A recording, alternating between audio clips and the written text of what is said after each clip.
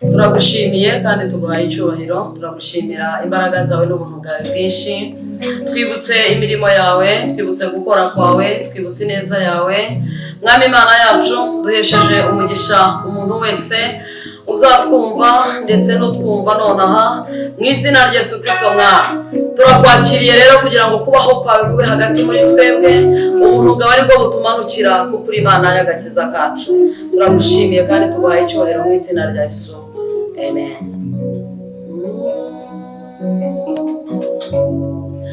Umunsi mwiza nibuka nubona kwemereho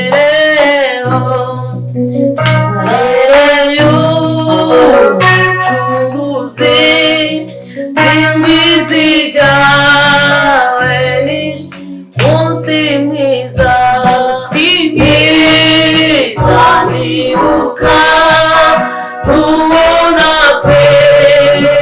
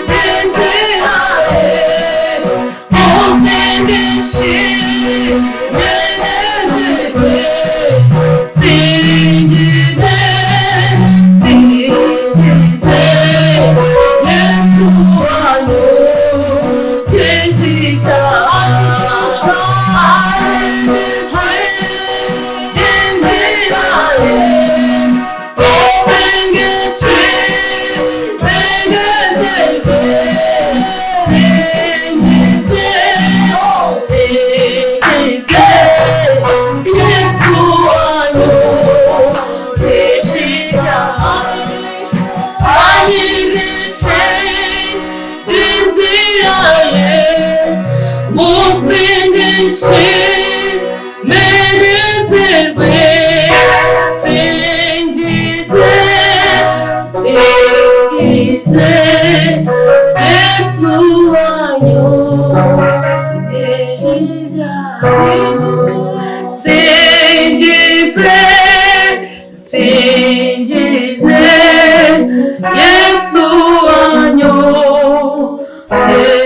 ibyaha hanyigishe inzira ye unsigishe menezerwe singize Yesu wanyoteje ibyaha. Haleluya, haleluya. Ayihanga icyubahiro mwami w'abami najyaga ngosana mugesenyo mugesongi musinehunga jemukiza mwami Mana ikomeye cyane habwa icyubahiro najyaga ngorotana mwami mu by'isi no mu ngeso tugarutseho mwami sinzongera kuzimira mwami izina ryawe rihimbazwe Yesu mwami niwe utubaza ati ninde numye mu mutima wawe ore hari benshi bazimiye genda ubamenyeshe ubumuga Yesu mwami niwe utubaza ati ninde numye mu mutima wawe ore hari benshi bazimiye genda ubamenyeshe ubumuga